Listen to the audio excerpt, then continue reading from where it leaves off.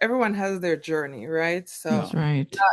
not everyone is going to go through what Star's gone through. I mean, Hmm. I never anticipated that that would have been a part of her life's journey at all. Hmm. So Hmm. Yeah. um, I always felt like she was a lucky girl. Like Hmm. she would work hard and things would happen. She would get the rewards. So I never really saw this happening. But I mean, it only goes to show that we don't know what our destiny is. We're talking with Mauva Gacitua, the mother of Starr Fleming. Starr Fleming is an extraordinarily strong human being. She demonstrated strength during the sickness and loss of her late husband, Eric. Building up on Starr's narrative in the past episode, our conversation with Mauva aims to explore themes of love, loss, and resilience. Let's talk with Mauva about her depth of maternal strength and the enduring bonds of her family's love. Mauva, welcome. Thank you. Thanks for having me. Welcome to the show, Marva. Thank you. So, can you share the moment you first held Star in your arms? What dreams did you envision for her future? Wow. The moment that was so long ago, 30 something years. Um, I envisioned a strong woman, a beautiful woman, a resilient woman. Hence the reason she's named the way she's named. Oh, Um, okay. I know she doesn't like this. Fane Star Bobbian, and then the last name. So, Fane Star. Fane was a librarian that I read about, an Irish librarian, and I ended up pronouncing the name incorrectly. So she's someone who was well read. And I thought, hey, I want that for my child, right? And then Star was from a character from a movie, this little girl and her grandpa going down the river who was totally resilient, take care of herself, be, good in any situation. And then Bobby Ann was a model. So I thought I'd combine the three different personalities to make this one perfect human being. Wow.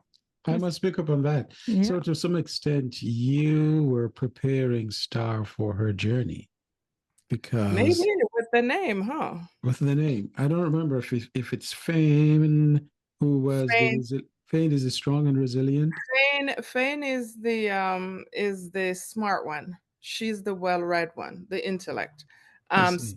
Star is the one who could take care of herself, I who'd see. be, really strong and resilient in any situation. I see. And somehow, I think all of those are within Star's personality, isn't it? Yes, yes, they are. And the librarian, Bobby Ann. No, no, Um, no. Bobby Ann's a model.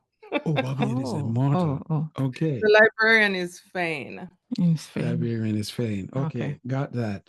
So where in Star is the model? Do you see that?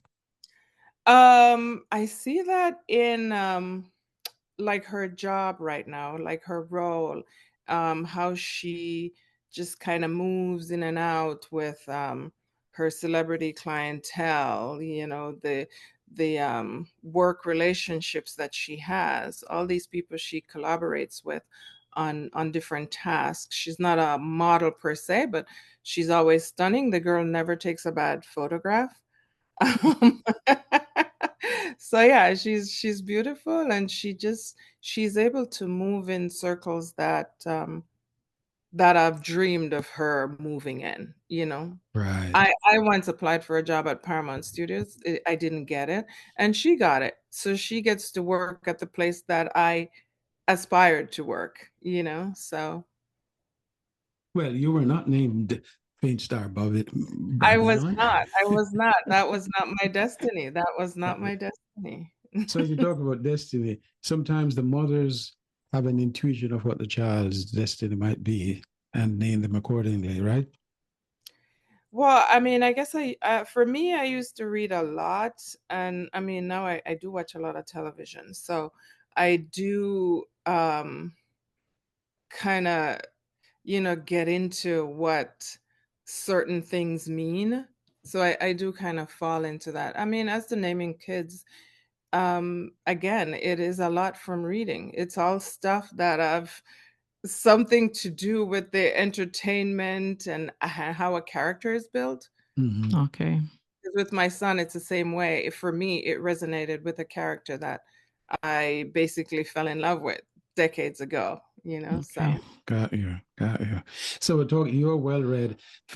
Starr, no doubt because of her education, the librarian piece is in her. How can you talk about that? She has a master's degree. To what extent you think she's also well read? Oh, she's always been naturally smart, and she always strives to be educated and to educate. Mhm. So, yeah, I think Fane did come to life in her. And her. She spoke highly of you, influencing her. And because of, in fact, she said, because of you is why she has her master's degree. Can you tell us Yeah, about that? I mean, when you have the background that I have, and also kind of knowing a little bit of our family history, knowing that my family has journeyed from being at the top to then having a dip, like a low dip, and then kind of climbing back. Star's generation is the one that is going to actually bring back our family to maybe what it once was, or Mhm. close Okay. to it anyway. So I've always been taught that education is key, right? And you know that having solid education, you're able to achieve. It really does make a difference in your life. If you sit by and you don't really aspire to achieve anything, then you're just going to be in that hole. That's right. Oh, so supporting a child through adversity can be daunting. What were some of the obstacles you faced while trying to be there for Star during her late husband illness? Mm. Um, it was hard. It was hard. I mean, it was hard for me to imagine um that Eric's story would end the way it did. I Like Star, I believe that he would have beaten it despite the fact that it was a stage 4 diagnosis, and despite all the test results of where things were. I still couldn't believe that someone as vitally fit and someone with so much to give to the world wouldn't beat this. It was evident later on that it might it might be a loss, as we went on into a couple years of the illness, but Okay. it was hard to come to terms with that. I mean, I think I did way before Star was able to even recognize that. Hmm. Recognize or accept. Which one of those two? I mean, I think recognition for her is probably because I don't think she saw, because she had plans for trips that spring, while in my head I was like, if Eric doesn't move towards some of these homeopathic things that we were being introduced to from family members in Jamaica and from, people all over, then I didn't see it happening. But Hmm. she did not recognize that the end was so close. She didn't see it at all. Oh, But it's really hope, because I saw it with my mother too. When my father was sick and I saw him 2 weeks before he died, she still in her mind thought he was going to make it. So I think when you're that close to someone who's facing that type of adversity, you automatically remain hopeful, oh. Okay. and you're telling yourself that this can't be. So my mother was the same way. Okay. Were there moments when you felt uncertain about how you could or should help Star? Um helping Star, it's hard because she's a very she's a very strong-willed person and a very strong-minded person. So giving her advice is literally giving her advice. You say it as many times as you can. You explain as many times as you can what benefits are, to be had from what you're sharing. But at the end of the day, you kind of have to leave her to decide whether or not she thinks Mm. something, would be beneficial.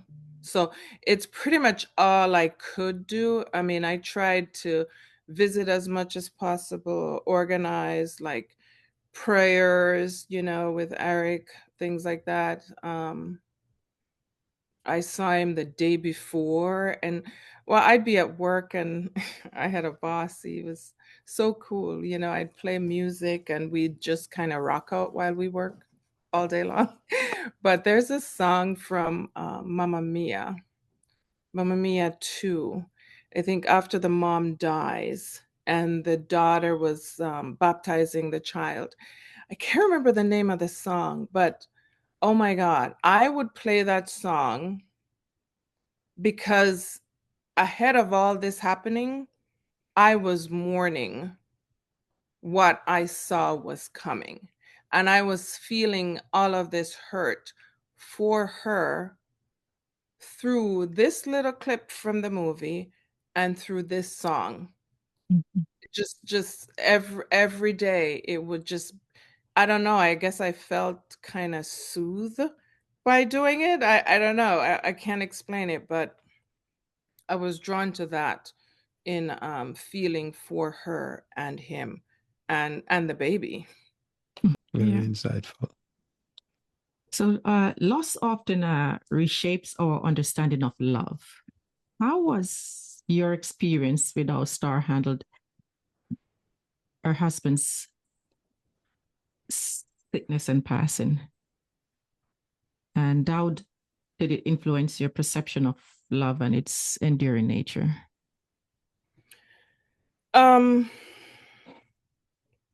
I actually recognize that Star is way stronger than I even thought she was, because what she went through and how she supported him, was there for him through his treatments and, having incidents at home that were unpleasant. The way she dealt with all of that, being able to give his eulogy, being in the house afterwards, that is something that I don't know that I could do.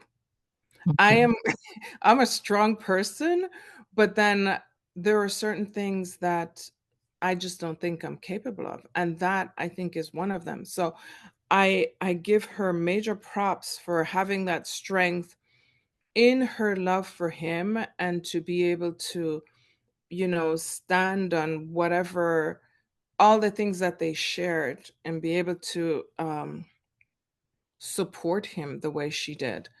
All I can do is sit on the sidelines and admire her strength. And even him, he was somebody who never he never asked for anything. He never did. Um, I think he knew what was coming. His Our last Thanksgiving with him, he was in the hospital and he checked himself out so he could be here. And though he sat at the dining table and ate a little bit, he then went upstairs and rested. But I think he knew that, that was the end. So again, that was his love showing up for the people that he'd had this amazing life with, to have that one last moment, of celebration. You touched on something just now that Star is so strong, and you don't know how she stayed in the house afterwards. What do you mean by that? Oh my God. Okay, so this Jamaican background of mine is very the spirituality of someone passing is it's heavy for me. It's very heavy. And it's very I guess maybe because I don't know what happens on the other side. Um, I am very, um, I don't know, trepidatious. I'm very, who, um, not confident or comfortable about what happens when someone leaves, when they take that last breath, Mhm. what happens afterwards, and how they relate to the people who are left behind. I It's hard because in North America, people are, or I should say in America, people are very much open to being around and feeling the presence of their loved ones past. For me, I guess it's the way I was raised. It's like if someone's gone on, you don't want to feel them anymore. Like it's the end. But I've always admired the people who've been able to like live in it, Mhm. be in Mhm. it, feel the loss, and in the end, just keep cherishing the things that they shared with this person. For Mhm. me, I honestly, I cannot predict what I'll do if and when that situation arises for me, but I'm a pivotal kind of a person, so I don't know. I'm not sure what my upbringing will do and will guide me to do in a situation like that. Yeah. I see. You articulated that so well. Yeah. Has Star given you her impression or her perspective? Sorry. She has, but I could tell she was not perturbed. She was not scared by any means because the week Eric passed, we were in her house at the dining table, and one of EJ's cars or something came just sliding on the floor. And it's coming from the direction where he used to sit on the stairs. And we all kind of looked around and looked at one another, and she said, "Oh, it's Eric, huh?" And Mhm. she was not bothered by it. She was not. While meantime, me, I was freaking out. But she was totally fine. She slept in the bed that he passed on for days at a time. She would do that. So again, that shows love, and it shows I don't know, some such deep affection and really wanting to hold on to that person and not having any fear of that contact, you know, of what that contact means. While if this was for my side, for my mother, my family, the way we were raised, it's like, oh my God, no. so I see. so I very much respect the way she's handled and dealt with it all. Are there particular moments with Eric Starr and Eric Jr. that brings you comfort? Well, Eric was a very quiet person. He said two words. He's somebody who never spoke a lot. Like you Mm. really have to engage him. But when he did engage, it was always through kindness. You never have to ask him to take out the trash. He sees something and he just does it. When he laughs, it's something that is just um, it's wholehearted.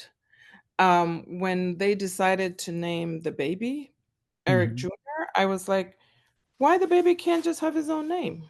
Why you gotta make him a junior? But then later I realized EJ is supposed to carry on Eric's legacy, what Eric started. He's very different from him, but he's a chatterbox. He's very outgoing, and but I understand the name now, and I respect it. I see. Oh, by the way, just talking about legacy, Starr told us about a lecture series. Can you tell us anything about that from your perspective? Yeah, I think it's really a wonderful thing that they've started. I think it might have started the same year he passed or the year after. So they basically find a doctor in an area of not. I think Eric's area was diabetes. Um, so they've been lecturing on a type of cancer. So they find an expert in whatever the cancer that they want to discuss and invite people to hear, I guess, get deeper understanding of treatments and, some of the things that can help detect with detection. So it's great because especially the fact that the way Eric was diagnosed, the lateness, the lagging, and all of that.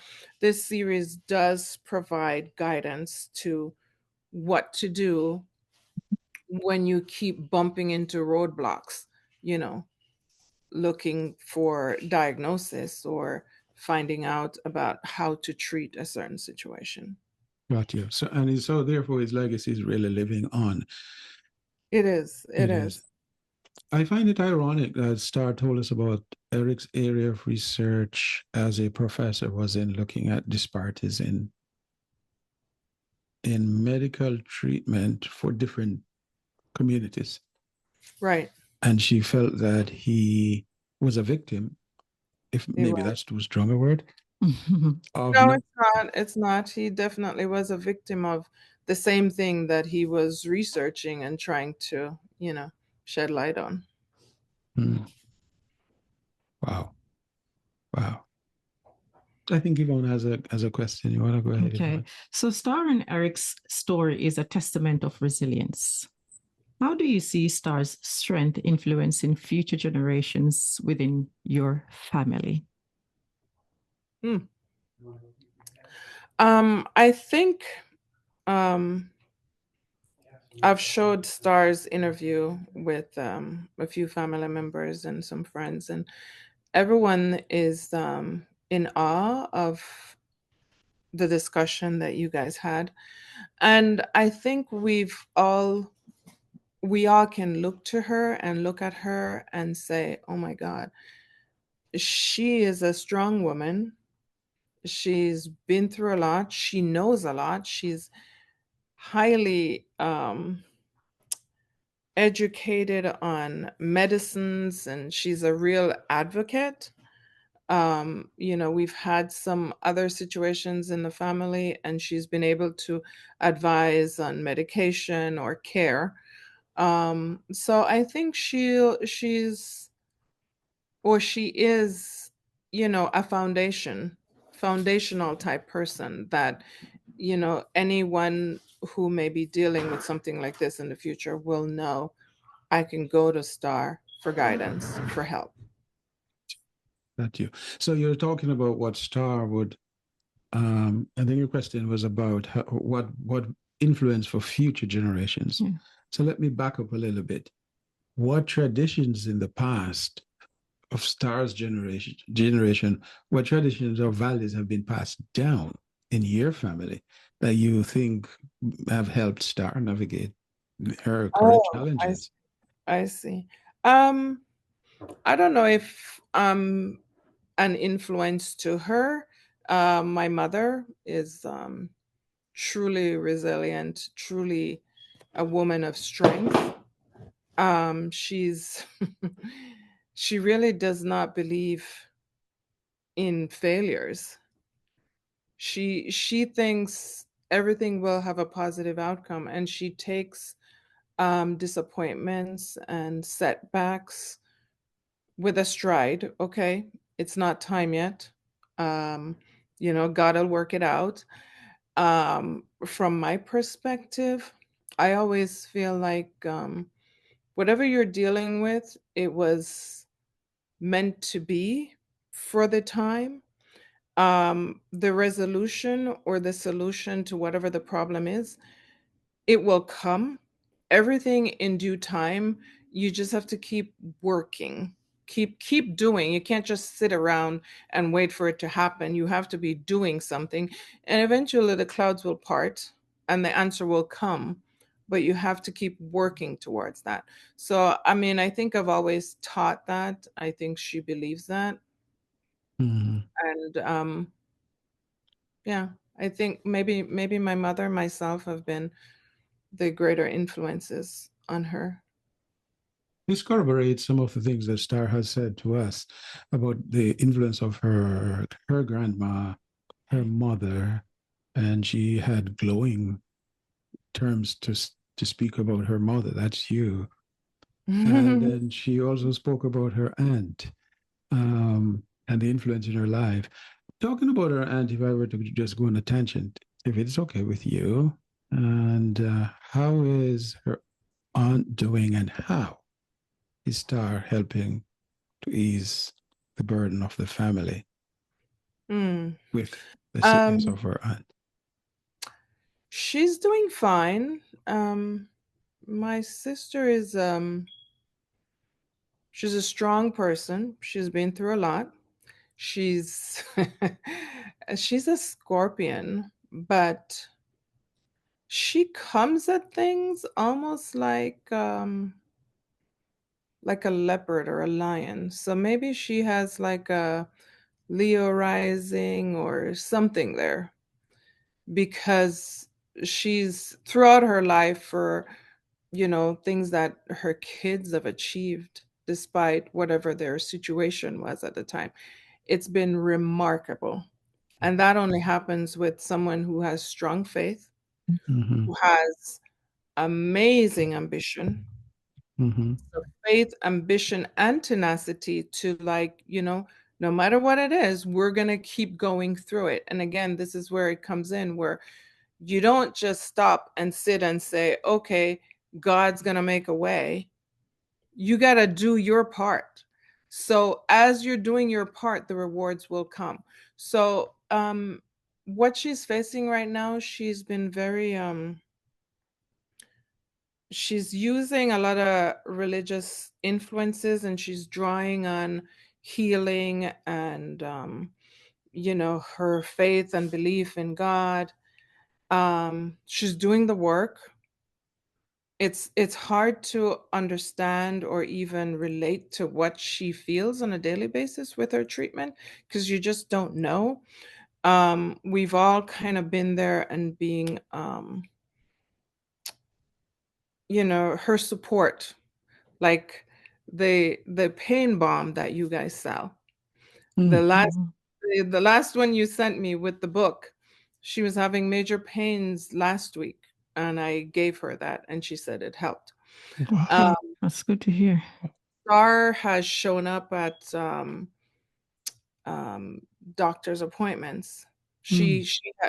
When she first started the consultation with the doctor, she was able to ask certain questions to help kind of provide clarity to Andrea, so then she would know, what Right. what to expect. Okay. But yeah. Wow. The word that just comes to my mind when you said that Star shows up at appointments with her aunt, Andrea, is rock. Sounds like Star is a rock.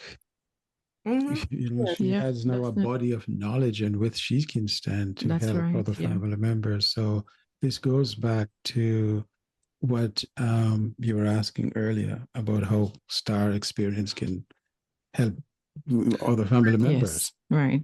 Yeah. Yeah. Tremendous. Is there anything else looking back that you think you would do differently in supporting Star? Um, Perhaps it would be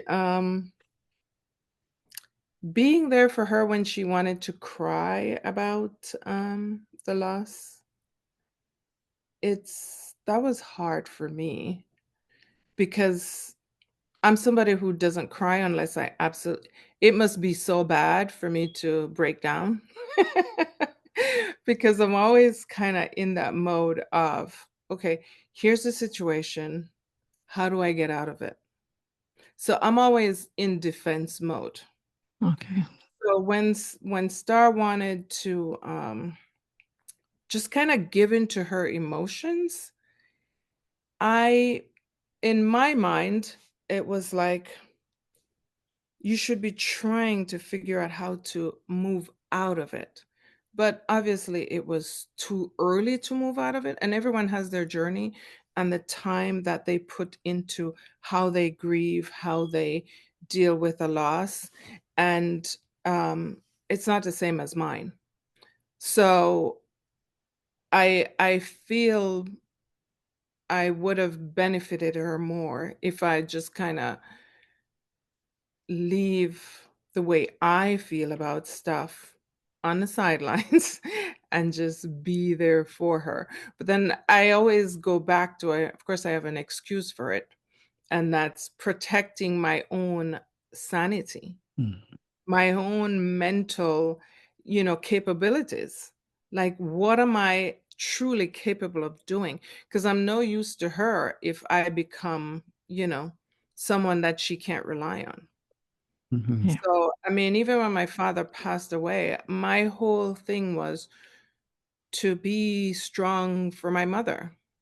Mm. And my sister felt the loss really a great deal, and she was always in that mourning phase. I tried to be strong, and it wasn't until um, I left Jamaica after the funeral that I actually gave into my own grief, like months, Mm. weeks later.